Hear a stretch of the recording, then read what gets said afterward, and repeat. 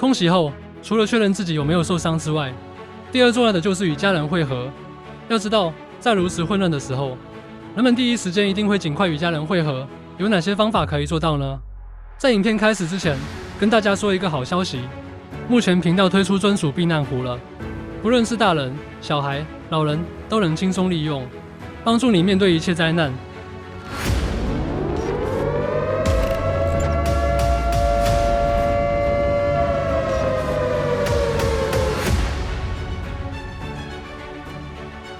回到正题，首先在混乱当中要如何制定有效的寻人策略呢？你会需要一套 SOP 帮助你理清头绪，主要有以下几点：第一，家人需要有战争期间可能会分散的认知，家庭成员必须有共识，认为危机会来临，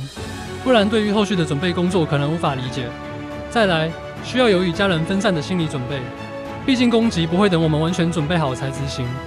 它可能会在任何时刻进行攻击，而我们也无法确保每次都与家人在一起，对吧？因此，先建立危机意识，才能好好的进行下一阶段的准备。当你已经有基本的概念之后，就可以尝试记录自己的所在位置或家人平日的所在位置。理由就是，当敌方要攻打台湾的时候，不会有固定的时间，有可能是早上，也可能是晚上或者凌晨。做这件事情的好处是可以帮助你厘清自己通常会在哪些地方，或家人会在哪些地方，随时掌握家人的动态。举个例子来说，假设飞弹来袭是在下午3点，老婆去超市买菜的时间通常都是2点到4点。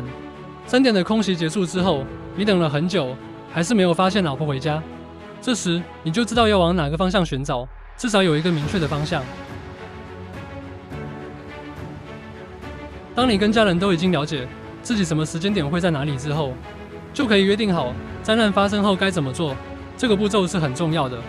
毕竟灾难发生后，你身边不一定有人帮助你。其次，假设家庭成员都分隔两地，那你更需要事先制定计划，帮助你与家人会合。不过要约定什么呢？首先，你可以与家人设定集合点，与机场内的面会点有点像。集合点的设定因人而异，在这里我们先提供一些地点让各位参考。你可以将集合点设定在家中，因为这是一个家庭成员都知道的地方，每个人对于去这里的路线也相当熟悉。同时也能够对家庭成员约定，攻击结束后就回来家中集合，让大家明确知道灾难发生后可以前往哪里。家人也能够有计划的前往集合点，对比毫无准备的人来说，会节省许多的时间。假设你担心失散找不到人的话，也可以事先制定好联络方式，考虑到暂时的通讯系统可能会失效，所以除了手机之外，也能考虑利用其他方式进行联络，像是避难留言贴纸，这个贴纸可以让你填写必要的资讯，包括避难日期、目前的状态、全家是否平安、是否有人受伤等等。填写完这些资讯，可以帮助其他人清楚也快速了解目前的状况。如果没有贴纸也没关系，你可以使用油性笔或喷漆等工具做记号，留下简短的讯息，至少让找寻的家人知道该去哪里或哪个方向找你。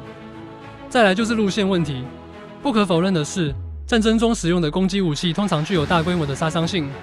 而这些武器除了将人炸伤之外，也伴随着把道路炸毁。轰炸后的城市较有可能使你迷路，找不到方向。因此，如果路途较遥远的观众，建议各位可以事先在地图上做记号，牢记路标，并且学着使用指南或指北针，或者星象辨认方位。除此之外，各位平时也可以背上背包，实际行走训练体力。因为道路被炸毁后，路上交通可能会乱成一团，有极大的机会是无法驾驶汽车。机车可能也会有使用上的困难，因此提前练习徒步避难，可以有效地帮助你与家人会合。最后就是等待时间，倘若你们已经约定要将家中当成集合点，那等待的时间可能就会相当重要。